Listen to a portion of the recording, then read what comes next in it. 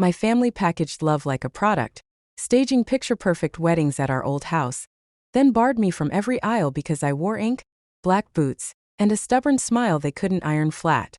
When my quiet courthouse vows landed in the Sunday paper, I knew the same people who kept me off guest lists would read about them over coffee. The knock that followed wasn't congratulations, it was a countdown I had already set in motion. I'm Lena Whitaker, 30, graphic designer, St. Petersburg, Florida. I rent a second-floor duplex on 13th Avenue North, where the palms throw lace shadows on stucco at noon. My left forearm is a sleeve of oak leaves. My collarbone carries a small moth. Those were enough for my aunts to call me too different. In my family, weddings were currency in theater. My Aunt Carol and Uncle Ron turned our grandparents' two-story in Palmetto Park into Whitaker House events. They called it Heritage Hospitality. It was a single-family home zoned residential. They hosted receptions anyway, every spring and fall, the driveway tight with SUVs and rented vans. The first time they excluded me, I was 19. The last time I was 28, watching a cousin throw her bouquet toward a group that parted around me like I was a lamppost. I heard, clear as a bell, "Not her. She's not the vibe." I laughed in the bathroom so I wouldn't cry. By the time I fell in love with Maya, a black-haired paramedic who fixes sinks better than most landlords, I understood what I could control. We decided to marry without the audience that had graded me for a decade. We booked a weekday morning at the Pinellas County Courthouse, paid $93 for the license, and promised ourselves croissants after. One problem. Our city is smaller than it looks in photos. On March 12, 2023, the Tampa Bay Times ran a feature on small weddings blooming again. The reporter used a photo from the courthouse lawn. I was in a simple white jumpsuit, the moth peeking from the neckline like a secret. Maya looked like a storm clearing. I heard the knock 3 hours after the paper came. 3 slow pounds. Then my name stretched thin. Luna. I opened the door to Aunt Carol, Uncle Ron, and my mother. Their faces were the color of old paper. They walked past me like it was still their house. "Why did you hide this?" Carol asked, holding up the lifestyle section like a summons. "It wasn't hidden," I said. "I told you I was happy. You told me not to make a spectacle." Ron snorted. "You embarrassed us. Clients are calling already. They think we were left out." My mother stared at my collarbone. "You could have worn a scarf." Maya stepped out of the kitchen, calm as always.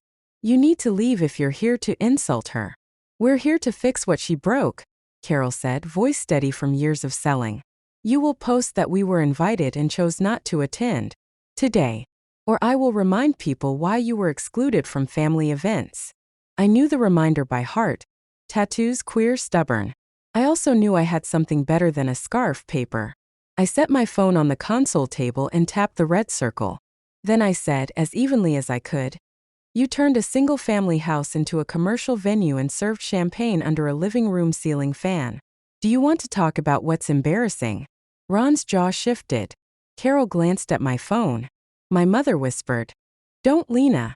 I had spent many nights in the county records portal, while they toasted other people's futures. I knew the parcel number. I knew the zoning. RS50 single family. I knew there were no change of use permits, no assembly occupancy, no fire inspection tags. I knew the guest capacity listed on their website, up to 120 in the garden, and the photos of their signature open bar. Until now, I had kept it to myself and my therapist. But anger is a lever if you keep a hand on the fulcrum. "I'm not posting your rewrite," I told Carol. "I'm posting the truth.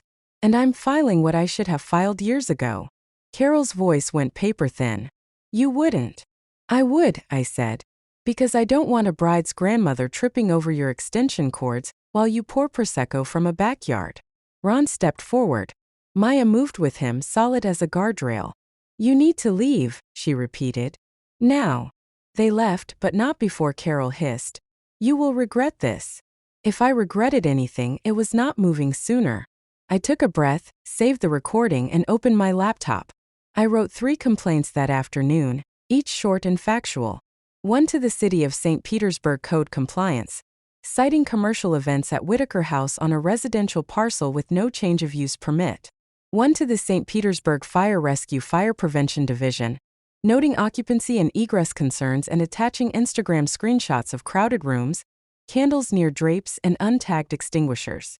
And one to the Florida Department of Business and Professional Regulation, Division of Alcoholic Beverages and Tobacco, flagging advertised open bars without a visible license. I attached printouts from the property appraiser, screenshots from their website, and a spreadsheet of dates I could remember off the top of my head. I hit submit and slid my laptop away. But then my phone buzzed with a text from my cousin Tori. A screenshot of my photo with "Attention Seeker" stamped across it in blocky red letters. Beneath a caption, "Lena didn't invite family because she thinks she's better than us. Pray for her." I didn't reply. I took 2 screenshots. I added them to a folder I named Receipts. The first email arrived 2 days later from a code compliance investigator named Patel. He thanked me for the complaint and scheduled a site visit for March 20th. A fire prevention officer, Willis, was copied. The subject line said exactly what I needed. Notice of investigation, Whitaker House events. I didn't gloat. I bought a notebook and wrote dates by hand like my father taught me when he still fixed things around the house.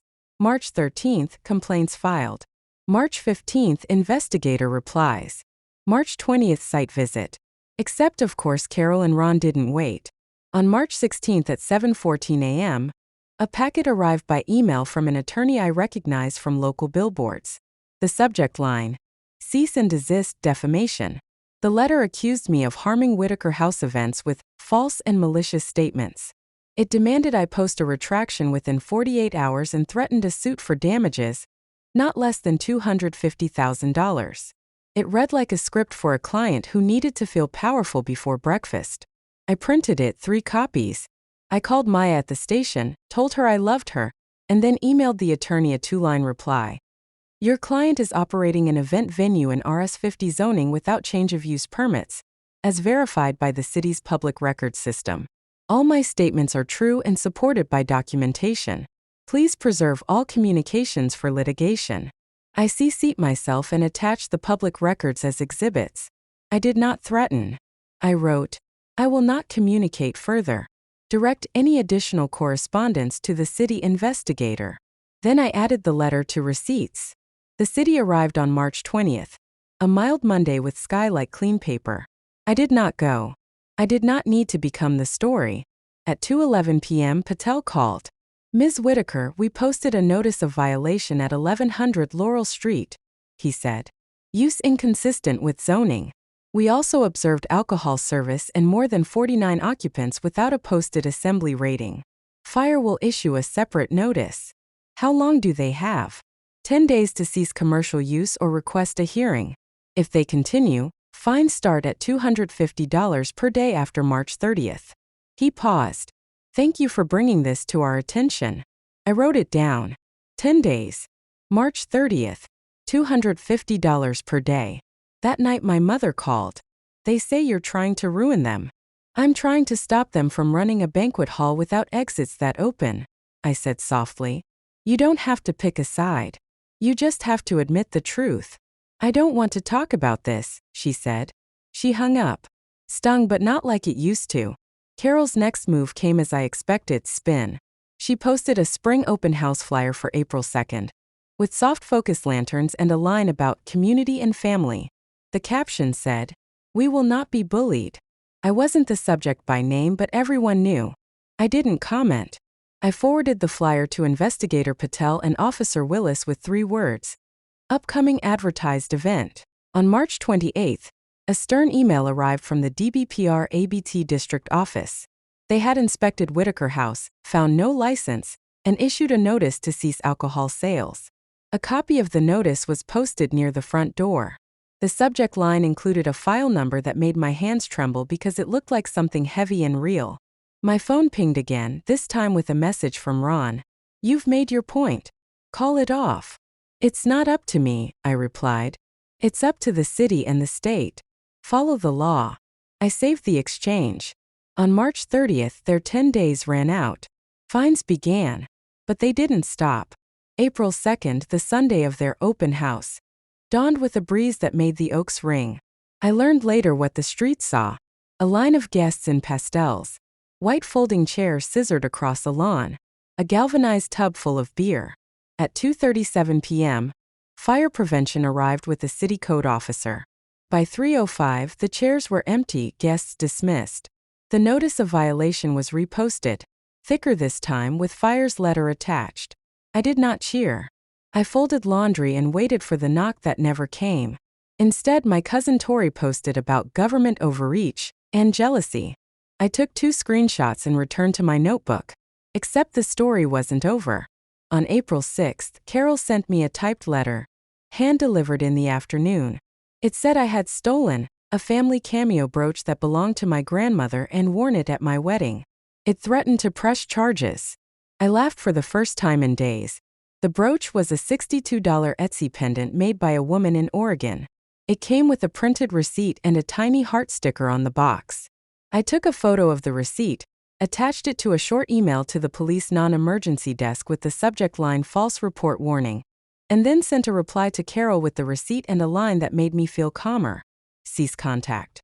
Further harassment will be addressed by counsel. The word counsel was aspirational. My budget wasn't. But I had something better. A free legal consult through a local nonprofit that helps tenants and small consumers. On April 10th, a volunteer attorney reviewed my folder and shook his head. "You're organized. If they file anything, we'll ask for sanctions." I slept 8 hours that night, the first time since the knock. The mid-roll surge hit in May.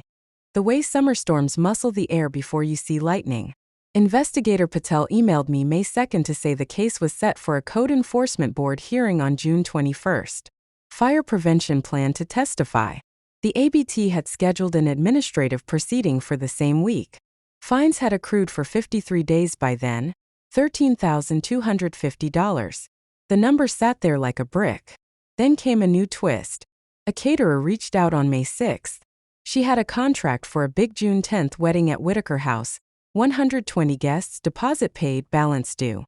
She'd heard rumors of paperwork issues. Was the venue in trouble? Could she move the event without losing her business insurance? I read her message twice. Compassion and anger wrestled in my chest. The bride was not my enemy. The venue was. I wrote back, short and practical. There's an active violation and pending board hearing. Alcohol license is not active at the address. Please contact the couple to relocate for safety. Attach the posted notices and the city's contact number. She thanked me. I didn't ask how the couple took it. Pain is real even when it's not your fault. But the image of a grandmother near a drape and an open flame kept me steady. June 10th arrived with thunderheads. Maya and I ate bagels and watched rain blur the alley. Around noon my phone rattled with 3 messages at once. Photos from a neighbor on Laurel Street who had my number because we once fostered the same dog. White chairs were out again. Guests huddled under tents. And then a line of city trucks pulled up like punctuation. By 2, the tents were folded. Guests left in small clusters, dresses lifted at the hem.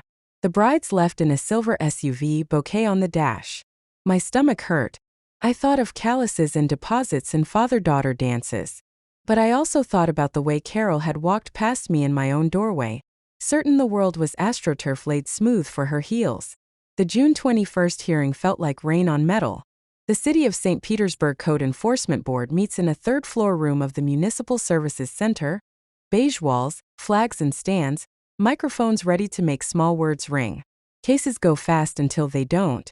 Whitaker House came up 5th. Carol and Ron sat at the table in neat navy suits. Their attorney looked bored until the exhibits went up. Investigator Patel presented a series of photos, online advertisements, Instagram posts showing crowds and an open bar, the notice of violation, the calendar of events after March 30th, and my favorite, not because it was mine but because it was honest, a screen capture of the property appraiser's page listing, use code, single family. Officer Willis explained egress and occupancy. He did it without drama. You can't put 120 people in a structure designed for a family of 5 and expect the exits to work, he said. That's how tragedies happen. The board asked precise questions. How many days since notice? 53 before the first follow-up, an additional 12 after. What is staff's recommendation? $250 per day beginning March 30th, continuing until compliance, plus administrative costs. Carol spoke, voice taut. We're a family-run business. We've hosted dozens of events without incident. We believed our use was allowed. A board member tilted her head. Did staff tell you otherwise in March? Ron lifted his chin. We disagree with staff. The chair nodded. She looked at the photos again. Findings of fact. The respondents operated a commercial event venue on property zoned for single-family use without required permits or change of use. The violation is ongoing. Her gavel sounded like a door opening and closing at once. Order. Cease commercial use within 10 days. Pay fines of $250 per day from March 30th through today, and continuing thereafter until compliance, plus $482 in costs. Failure to comply may result in a lien. I exhaled, a sound I didn't realize I owed my lungs. Maya squeezed my knee under the table. I didn't look at Carol. If I did, I'd see the person who was sometimes kind and always convinced she wore the only shoes made for walking forward. 2 days later, the ABT issued its own order. It cited unlicensed alcohol service and imposed a $2,000 civil penalty with a 30-day prohibition on any alcohol at the property, even for private events. The letter was clinical and devastating to a business whose photos had always framed hands and flutes. Ron emailed me an hour after the decision, a single line. Are you happy? I typed and erased 3 answers. I settled on truth. I'm relieved no one will get trapped at a party you hosted. On July 3rd, the sign came down from the Whitaker house porch. The website replaced "Book your date" with "Closed for renovations." We all knew renovations weren't the issue. Zoning was. So were choices. My mother called that night. It's done, she asked. Mostly. I keep thinking of the backyard, she said. Your grandfather hung those lanterns. I remember, I said. I also remember the time Aunt Carol put a buffet over the garden hose so no one would see it. A kid tripped. My mother inhaled gently. I'm sorry, she said, and I believe she meant it for more than the garden hose. There were ripples. A couple filed in small claims court for the return of their deposits. The caterer posted a careful note about safe, licensed spaces. The neighbor on Laurel Street sent me a photo of the lawn seeded fresh, sparse like the head of a man who gave up dye. My cousin Tori stopped posting about me and started selling vitamins. Then in late July, Carol and Ron asked to meet.